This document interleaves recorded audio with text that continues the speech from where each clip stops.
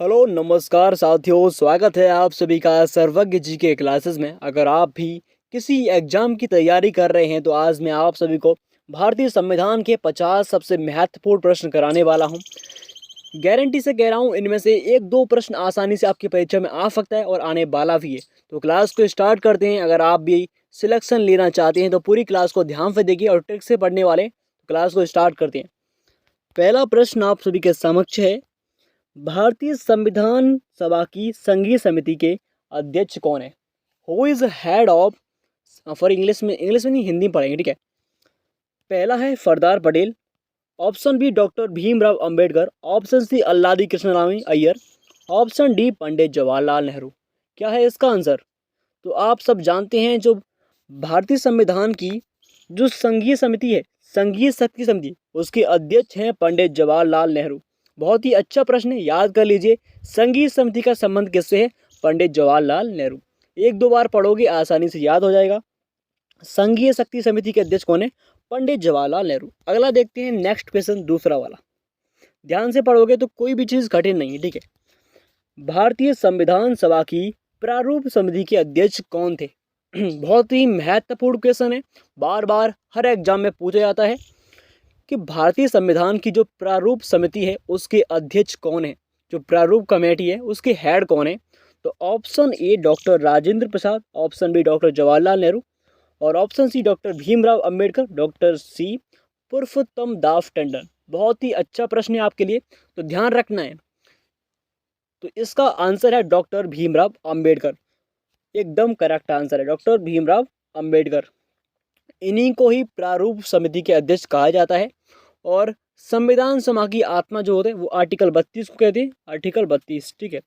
संविधान सभा की आत्मा, बहुत ही अच्छा प्रश्न है आप सभी के लिए, ठीक है। तीसरे क्वेश्चन की बात करते हैं, बहुत ही महत्वपूर्ण प्रश्न लेके आया हूं। देखिए, संविधान सभा में सभी निर्णय किस आधार पर लिए गए और लिए जाएंगे? आगे की मालूम नहीं, लेकिन अब तक जो हुआ है किस आधार पर लिए गए वो बताना है, ठीक है। तो इसका सही आंसर है सहमति और समायोजना, ठीक है। अब कैसे सर? जो संविधान सभा है उसका डिसीजन लेते हैं वो सहमति और समायोजना के आधार पर लिया जाता है। बहुत ही इंपॉर्टेंट क्वेश्चन आप सभी के लिए। क्वेश्चन नंबर 4 की बात करते हैं। हर प्रश्न को छाप लीजिए अपने दिमाग में, हर प्रश्न महत्वपूर्ण है आपके लिए, ठीक है। क्वेश्चन नंबर 4 की बात करते हैं। भारतीय संविधान सभा में महिला सदस्यों की कितनी संख्या थी? बहुत अच्छा प्रश्न है। ऑप्शन ए 10, ऑप्शन बी 12 महिला, ऑप्शन सी 13 महिलाएं, ऑप्शन डी 15 महिलाएं। बहुत ही महत्वपूर्ण प्रश्न है। अब इसका क्या आंसर आपको देना है? आंसर इसका तो सही उत्तर है डी, 15 महिलाएं थी इसकी। कितनी थी? 15। जो भारतीय संविधान सभा था उसकी जो मेंबरशिप थी उसमें 15 महिला थी, 15 वुमेन, ठीक है। अगला देखते हैं, क्वेश्चन नंबर 6। संविधान निर्मात्री सभा में झंडा समिति के अध्यक्ष कौन थे? महत्वपूर्ण प्रश्न आपके सामने एक और। जो झंडा समिति है उसके हेड कौन थे? Option A JB Kripalani. कौन? JB Kripalani. Option B doctor Rajendra, option C doctor Bhimrao Ambedkar, option D Jawaharlal Nehru. क्या है इसका सही आंसर? देखिए, तो इसका सही आंसर है डॉक्टर राजेंद्र प्रसाद। झंडा समिति की बात करें तो डॉक्टर राजेंद्र प्रसाद बहुत ही अच्छा आंसर है, ठीक है। जो आगे देखते हैं, नेक्स्ट अगला क्वेश्चन, क्वेश्चन नंबर 6। भारतीय संविधान में सम्मिलित किस भाषा के लिए 2011 तक ज्ञानपीठ पुरस्कार भाषा नहीं, ज्ञानपीठ जो पुरस्कार है वो नहीं दिया गया था? दिया गया था अलग, लेकिन इसमें नहीं आया है। तो ऑप्शन ए मराठी, सिंधी, हिंदी, ठीक है। Option D Gujarati. तो ध्यान देना है, सही आंसर इसका क्या है? सिंधी भाषा। सिंधी भाषा के लिए अब तक कोई भी ज्ञानपीठ पुरस्कार नहीं दिया गया था 2011 तक, ठीक है। ओके, अगला क्वेश्चन नंबर 7 की बात करते हैं। भारतीय संविधान में 9वीं अनुसूची किससे जोड़ी गई थी? यानी कि जो भारत का संविधान है उसमें 9वीं सूची थी, वो किस संविधान संशोधन के द्वारा जोड़ी गई थी? तो इसका सही आंसर है प्रथम संविधान संशोधन, यानी कि पहले संविधान संशोधन के द्वारा 9वीं अनुसूची जोड़ी गई थी। बहुत ही महत्वपूर्ण प्रश्न, लिख के रख लीजिए, याद कर लीजिए, ठीक है। क्वेश्चन नंबर 8 की बात करते हैं। संविधान पांडुलेखन समिति का निम्न में से कौन सदस्य नहीं था? Option A Mohammad Saadulla, option B KM Munshi, option C A.K. Ayyar, option D Jawaharlal Nehru. जो पांडुलेखन समिति थी उसके अध्यक्ष तीनों थे, मोहम्मद सादुल्ला, K.M. मुंशी, A.K. अय्यर, लेकिन जवाहरलाल नेहरू जो पांडुलेखन समिति के अध्यक्ष नहीं थे। याद रखना है, पांडुलेखन समिति के अध्यक्ष पंडित जवाहरलाल नेहरू नहीं थे और A.K. अय्यर थे, K.M. मुंशी थे और मोहम्मद सादुल्ला थे। ठीक है, प्रश्न नंबर डी 9 की बात करते हैं। भारतीय किस दिन से संविधान सभा का अंतरकालीन संसद के रूप में आविर्भाव हुआ, यानी कि कब से इसको अपनाया गया था। ठीक है, बहुत ही अच्छा प्रश्न है। ठीक है, संसद में कब पारित हुआ, पारित की बात कर रहे हैं तो 26 जनवरी 1950 को इसका मतलब ये गणतंत्र हुआ, संविधान को लागू किया गया। ठीक है, अगर पूछूं कि संविधान को भारत में कब अपनाया गया, 26 नवंबर 1949, लिख के रख लीजिए इसे, 26 नवंबर 1949। ठीक है, 1949, बहुत ही महत्वपूर्ण प्रश्न है। अगला प्रश्न, भारतीय संविधान की प्रस्तावना पर किस क्रांति का प्रभाव नहीं झलकता है। फ्रांसीसी क्रांति 1789, अमेरिकी क्रांति 1775, ऑप्शन सी वॉलसेक क्रांति 1917 और ऑप्शन डी चीनी की क्रांति 1912। क्या है इसका करेक्ट आंसर, तो ध्यान देना है ऑप्शन नंबर डी, जो चीनी क्रांति थी 1912, इसका इस पर कोई प्रभाव नहीं पड़ता है। अगला प्रश्न बात करते हैं क्वेश्चन नंबर 11 की। भारत के संविधान के निर्माता के रूप में किसे जाना जाता है। Option number A Mahatma Gandhi, option B Bhimrao Ambedkar, option C Jawaharlal Nehru और ऑप्शन डी BR राव। आप सभी को अच्छी तरह से मालूम होगा, डॉक्टर भीमराव अंबेडकर एकमात्र ऐसे व्यक्ति है जिन्हें भारत के संविधान का निर्माता कहा जाता है। सिंपल, याद कर लोगे ऐसे वैसे ही। ठीक है, क्वेश्चन नंबर 12 देखते हैं। सुप्रीम कोर्ट यानी कि उच्चतम न्यायालय ने संविधान के मूल ढांचे का सिद्धांत किस बात में प्रतिपादित किया था। बहुत ही महत्वपूर्ण प्रश्न है। पहला ऑप्शन बलवंत राय मेहता बनाम पंजाब राज्य, okay. Option B Ashok Mehta बनाम केरल राज्य, option C Kesavananda Bharati case बनाम केरल राज्य और ऑप्शन डी इनमें से कोई नहीं। तो सही आंसर क्या है बताना है। तो सुप्रीम कोर्ट के जो संविधान के मूल ढांचे का सिद्धांत का जो प्रतिपादन किया था वो केशवानंद भारती केस ने किया था, क्योंकि केरल राज्य से संबंधित थे। ठीक है, क्लियर, जी हाँ सर। क्वेश्चन नंबर 13 की बात करते हैं। संविधान सभा के कितने उपस्थित सदस्यों ने संविधान पर हस्ताक्षर किए, यानी कितने लोगों ने सिग्नेचर किए थे। बहुत ही महत्वपूर्ण प्रश्न बनता है। ऑप्शन ए 262 व्यक्तियों ने, ऑप्शन बी 284 व्यक्तियों ने और ऑप्शन सी 287 और ऑप्शन डी 289। क्या है करेक्ट आंसर, तो ऑप्शन सी एकदम करेक्ट है। फॉर ऑप्शन बी 284 व्यक्तियों ने इस पर सिग्नेचर किए थे। बहुत ही महत्वपूर्ण प्रश्न है। ठीक है, क्वेश्चन नंबर 14 की बात करते हैं। देखिए, जिस संविधान सभा द्वारा भारत के संविधान का अधिनियम किया गया उसके सदस्य कौन थे। महत्वपूर्ण प्रश्न बनता है। ऑप्शन ए गवर्नर जनरल द्वारा, राजनीतिक दलों द्वारा, ऑप्शन सी विभिन्न प्रांतों के विधानसभाओं द्वारा निर्मित, या ऑप्शन डी लोगों द्वारा। तो सी आंसर एकदम करेक्ट है, विभिन्न प्रांतों की विधानसभाओं द्वारा नामित किया गया। अगला प्रश्न देखते हैं 15। संविधान के किस भाग में संविधान संशोधन की प्रक्रिया का उल्लेख है। सबसे महत्वपूर्ण प्रश्न बनता है। ऑप्शन ए भाग 3, ऑप्शन बी भाग 4, ऑप्शन सी भाग 20, ऑप्शन डी भाग 21। ध्यान देना है, ऑप्शन सी भाग 20। भाग 20 में ध्यान देना है आर्टिकल नंबर 368, कौन सा 368, इसमें संविधान संशोधन जोड़े गए थे और 9वीं अनुसूची और पहला संविधान संशोधन 1951 में होता है, ध्यान रखना है। ठीक है, अगला प्रश्न 16वां प्रश्न। संविधान सभा में उद्देश्य प्रस्ताव किसने प्रस्तुत किया था। ऑप्शन ए सच्चिदानंद, जवाहरलाल नेहरू, डॉक्टर भीमराव अंबेडकर, आचार्य JV कृपलानी। इसका सही आंसर क्या है, तो इसका सही आंसर है जवाहरलाल नेहरू। इन्होंने ही सबसे पहले संविधान सभा में उद्देश्य प्रस्ताव पारित किया था। तो चलिए दोस्तों आगे देखते हैं अगला प्रश्न 17। दल बदल के आधार पर निर्वाचित सदस्यों की अयोग्यता संबंधी विवरण संविधान की किस अनुसूची में दिया गया है। बहुत ही महत्वपूर्ण प्रश्न आपके लिए। तो इसका सही आंसर ऑप्शन सी 10वीं अनुसूची में दल बदल संबंधित है और उसका जो 52वां संविधान संशोधन, कौन सा 52वां संविधान संशोधन 1978, ध्यान रखना है। ठीक है, अगला प्रश्न 18।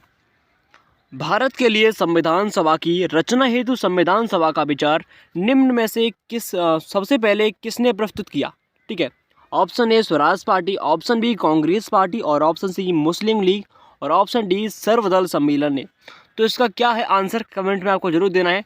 और इसका करेक्ट आंसर मैं आपको बता देता हूँ, स्वराज पार्टी 1924। ओके, 1924। अगला प्रश्न, महाराष्ट्र में लोकसभा की सीटों की संख्या कितनी है? महत्वपूर्ण प्रश्न बनता है आपके लिए। 42, 34, 48 और 40। तो इसका सही आंसर है 48। 48 महाराष्ट्र में लोकसभा की सीटों की संख्या है। प्रश्न नंबर 20, संविधान सभा अंतिम रूप से किस दिन आखिरी बार मिली? ठीक है, ऑप्शन ए 26 नवंबर 1949, 5 दिसंबर 1949, 24 जनवरी 1950 और 25 जनवरी 1950। बताया नहीं आपको? तो इसका सही आंसर है 24 जनवरी 1950 को अंतिम रूप था। ठीक है, अंतिम दिन था किसका? संविधान सभा का। ये महत्वपूर्ण प्रश्न बनती है आपके लिए, ध्यान रखना है। ठीक है, आगे देखते हैं अगला प्रश्न। नेक्स्ट, संविधान सभा द्वारा अंतिम रूप से पारित संविधान में कुल कितने आर्टिकल यानी कि अनुच्छेद और अनुसूचियां हैं? महत्वपूर्ण प्रश्न बनता है। देखिए, ऑप्शन 375 आर्टिकल और 7 अनुसूची, 385, 395 और 395 और 10 अनुसूची। तो ध्यान देना है, 395 हमारे संविधान में 395 आर्टिकल है यानी कि अनुच्छेद और 8 अनुसूचियां हैं। कितनी? 8 अनुसूचियां। महत्वपूर्ण प्रश्न बनता है। ठीक है, 8 अनुसूचियां थीं लेकिन अब क्या है, अब 12 हो गई हैं। ठीक है, ध्यान देना है, ये पहले की बात कर रहा है। क्वेश्चन नंबर 22, संविधान सभा के प्रारूप समिति के सदस्यों की संख्या कितनी है? Option A 5, option B 7, option C 9, option D 11। तो ध्यान रखना है 7 है। क्या है? 7। किसकी संख्या पर? संविधान सभा की जो प्रारूप समिति है उसके जो सदस्य हैं उनकी संख्या 7 है। ठीक है, प्रश्न नंबर 23 की बात करते हैं। महत्वपूर्ण प्रश्न हर परीक्षा में पूछा जाता है। भारत के संविधान निर्माता डॉक्टर भीमराव अंबेडकर का जन्म कब हुआ? ऑप्शन ए 12 जनवरी, 18 फरवरी, 14 अप्रैल, 23। ध्यान देखना है, तो 14 अप्रैल 1891 को, ध्यान देना है, 14 अप्रैल 1891 को जो भारतीय संविधान मतलब जिन्होंने भारतीय संविधान लिखा था डॉक्टर भीमराव अंबेडकर, उनका जन्म हुआ था। तो 14 अप्रैल को मनाते हैं डॉक्टर भीमराव अंबेडकर जयंती। ठीक है, 24 क्वेश्चन आपके लिए महत्वपूर्ण। संविधान की प्रारूप समिति के समक्ष प्रस्तावना का प्रस्ताव किसने रखा? अभी हमने बात की थी, जो संविधान सभा की प्रारूप समिति है उसके अध्यक्ष कौन होते हैं? डॉक्टर भीमराव अंबेडकर। और इसमें 7 सदस्य होते हैं, अभी हमने पढ़ा था। लेकिन अब ये बताना है कि प्रस्तावना जो पेश किसने की थी? तो ध्यान देना है, डॉक्टर जवाहरलाल नेहरू। महत्वपूर्ण प्रश्न बनता है, यही हमारे देश के प्रथम प्रधानमंत्री भी थे। 25 की बात करते हैं।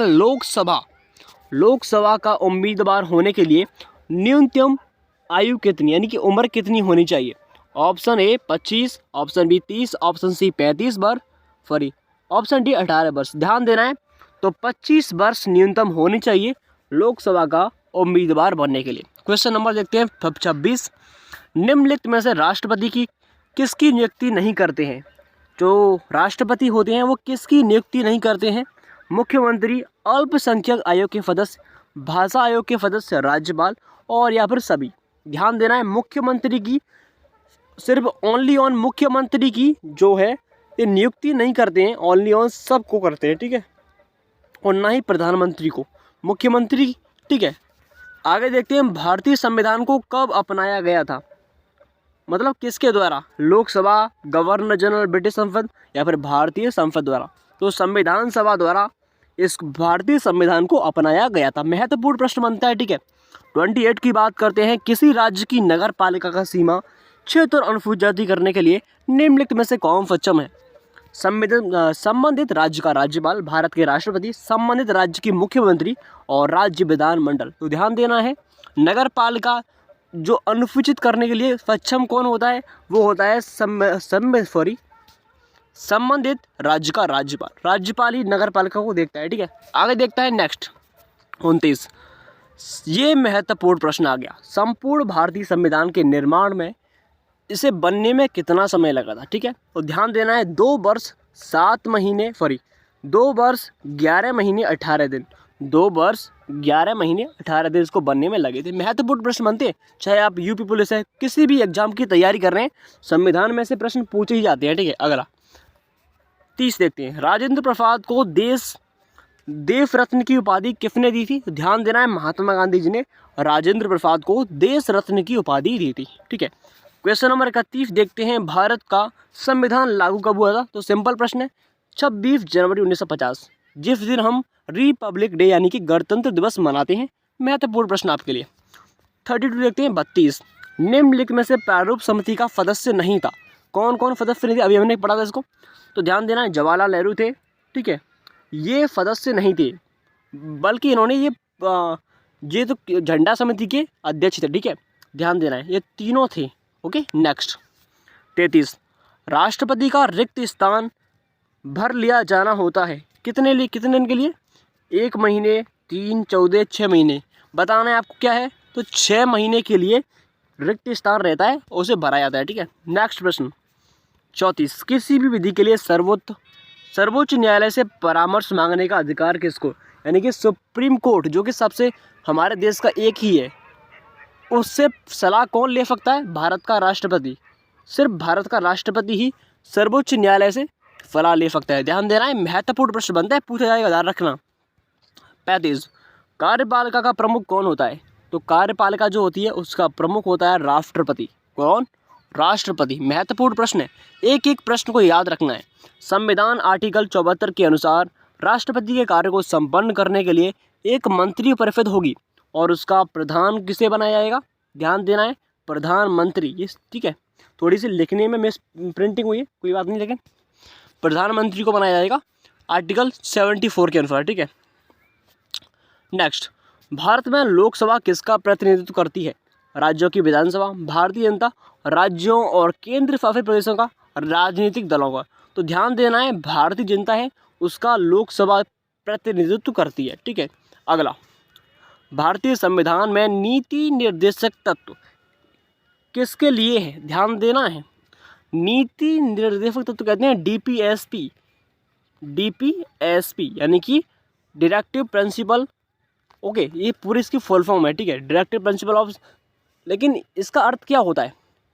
नीति निर्देशक तत्व कहते हैं ये जो है आयरलैंड से लिए गए थे। ठीक है, पूछे कि किस देश से डीपीएसपी यानी कि नीति निर्देशक तत्व लिए गए थे?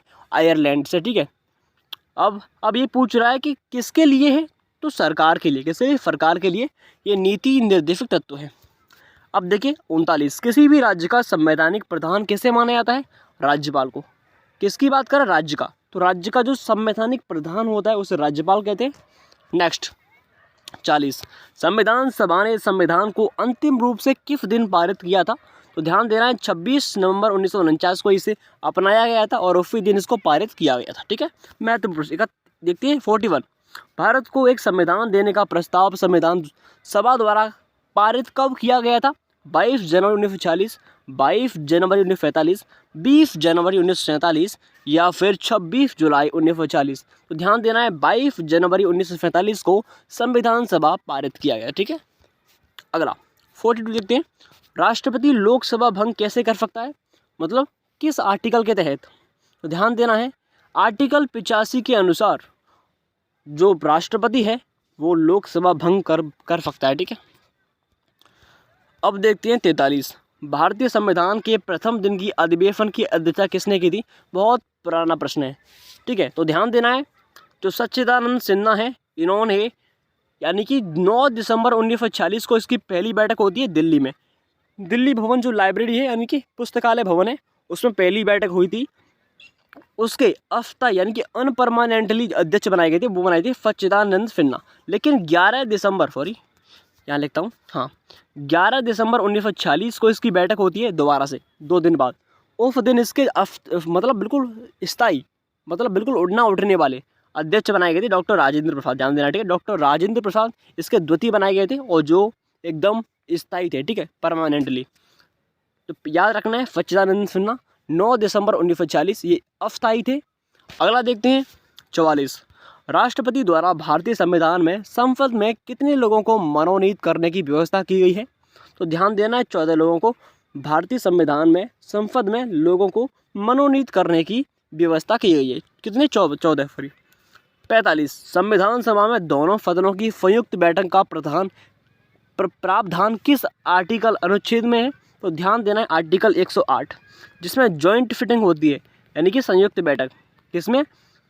आर्टिकल 108। ठीक है, अगला 106 संविधान संशोधन और 111वां संविधान संशोधन क्रमशः किससे संबंधित हैं? तो ध्यान देने हैं सहकारी समिति पे। ठीक है, सहकारी समिति 106वां अमेंडमेंट और 111वां। ठीक है, 47 देखते हैं संविधान का अनुच्छेद आर्टिकल 123 किससे संबंधित है? तो राष्ट्रपति का अध्यादेश आर्टिकल 123। आर्टिकल 124 ध्यान देना है 124 की बात करें तो जो सुप्रीम कोर्ट है इसमें आती है आर्टिकल 124। ठीक है, अगर बात करें सुप्रीम कोर्ट एक अभिलेख न्यायालय होगा तो आर्टिकल 129। हर चीज़ को याद रखना है। ठीक है, अगला 48 देखते हैं निम्नलिखित में संविधान का कौन सा भाग संशोधित नहीं किया जाता है? प्रस्तावना, राज्य के नीति निर्देशक सिद्धांत, मौलिक अधिकार और न्यायिक समीक्षा। तो जो न्यायिक समीक्षा है उसे संशोधित नहीं किया जा सकता। ठीक है, अगला 49 देखते हैं भारतीय संविधान की छठी अनुसूची किन 4 राज्यों में अनुसूचित क्षेत्रों जनजातियों के प्रशासन और नियंत्रण से संबंधित है? तो 4 राज्य है असम, त्रिपुरा, मेघालय और मिजोरम। किस में है भाई? ये ऑप्शन बी में है, तो ऑप्शन बी एकदम सही आंसर है। असम, त्रिपुरा, मेघालय, मिजोरम। इनके लिए जो छठवीं अनुसूची असम, त्रिपुरा, मेघालय से संबंधित है। ये महत्वपूर्ण याद रखना है। ठीक है, बहुत ही महत्वपूर्ण प्रश्न था। अब क्वेश्चन नंबर 50 की बात करते हैं। देखिए क्वेश्चन 50 भारत का संविधान भारत के सुप्रीम कोर्ट को केंद्र और राज्यों के बीच विवादों का निर्णय किस क्षेत्र के तहत लेने का अधिकार देता है? तो ध्यान देना है वास्तविक न्यायाधिकार के आधार पर इसको अनुमति देता है या फिर अधिकार देता है। क्वेश्चन नंबर 51 देखते हैं, महत्वपूर्ण प्रश्न। राज्यों के राज्यपालों की केंद्र द्वारा नियुक्ति का प्रावधान किस देश से लिया गया? महत्वपूर्ण प्रश्न बनता है कनाडा से। जो राज्यों के राज्यपाल होते हैं जो उनकी नियुक्ति की जाती है उसका प्रावधान कहाँ से लिया गया है भाई? कनाडा। ठीक है, बहुत ही महत्वपूर्ण प्रश्न 51 मैंने आपको आज कराए हैं। वीडियो कैसी लगी प्लीज़ कमेंट में ज़रूर बताना और तैयार रहना। 18 फरवरी का जो पहला पेपर होगा उसकी शिफ्ट में आपको तुरंत PDF भेज दूंगा जिससे कि आप अपनी परीक्षा में और आसानी कर सकें। और किसी अन्य परीक्षा से देख रहे हो तो प्लीज़ वीडियो को लाइक और चैनल को सब्सक्राइब जरूर कीजिए। जय हिंद, जय भारत।